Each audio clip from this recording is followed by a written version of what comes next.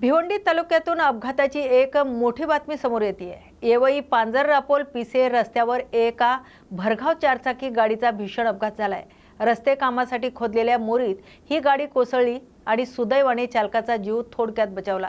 भिवंडी तालुक्यातील येवई पांजर-पोल पिसे या मार्गावर सध्या रस्त्याचं काम सुरू आहे। याच मार्गावरून किया कंपनीची एक नवी कोरी गाडी भावाले येथील लक्ष्मी कंपाऊंड मधून पवई येथील शोरूमकडे नेली जात होती। मात्र गाडीचा वेग इतका प्रचंड होता की चालकाचे वाहनावरील नियंत्रण सुटले आणि ही कार थेट रस्त्यालगत असलेल्या मोरीत जाऊन पडली।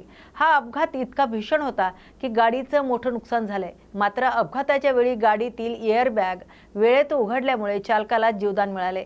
चालक किरकोळ जखमी झाला असला तरी त्याला तातडीने उपचार देण्यात आलेत। रस्त्यावरील अपूर्ण कामामुळे आणि अतिवेगामुळे हा अपघात घडल्याची प्राथमिक माहिती समोर येते। या अपघातामुळे परिसरात काही काळ गोंधळाचं वातावरण निर्माण झालं होतं। वाहन चालवताना वेगावर मर्यादा राखणे किती आवश्यक आहे हे या अपघातातून पुन्हा एकदा अधोरेखित झाले।